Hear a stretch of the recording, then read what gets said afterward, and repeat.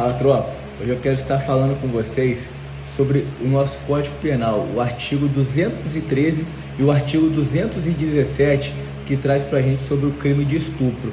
O 213 traz a conduta do crime de estupro e duas qualificadoras. E o artigo 217, ele traz pra gente o crime de estupro de vulnerável. E vocês vão saber o que é considerado estupro de vulnerável.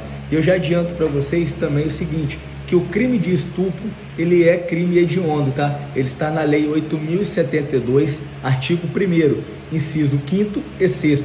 Vamos lá, artigo 213 do nosso Código Penal, o crime de estupro. Constranger alguém, mediante violência ou grave ameaça, a ter conjunção carnal ou a praticar ou permitir que com ela ou ele se pratique outro ato libidinoso, pena de reclusão. Dentro da pena de reclusão eu tenho regime fechado, semiaberto e regime aberto, de 6 a 10 anos. Veja bem que aqui, esse permitir, o legislador, ele trouxe o seguinte, que aquele que poderia ter evitado que aquela conduta acontecesse, ele também vai responder, tá? No caso, a omissão.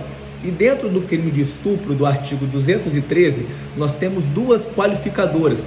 A do parágrafo 1º é a primeira qualificadora, que ela diz o seguinte: se da conduta resulta lesão corporal de natureza grave ou se a vítima é menor de 18 ou maior de 14 anos. Então aqui eu tenho a primeira qualificadora do artigo 213. Do crime de estupro resulta lesão corporal de natureza grave se a vítima ela é menor de 18 anos ou maior de 14. E a minha segunda qualificadora, ela vem no parágrafo 2º, que diz o seguinte: se da conduta resulta a morte, se do crime de estupro resulta a morte, vai ser considerado uma qualificadora e a pena reclusão de 12 a 30 anos. Eu tenho também estupro de vulnerável, artigo 217, ter conjunção carnal ou praticar outro ato libidinoso com menor de 14 anos, pena reclusão de 8 a 15 anos. E detalhe, de acordo com o STF, Supremo Tribunal Federal, ainda que esse ato libidinoso ou esse ato sexual, essa relação sexual,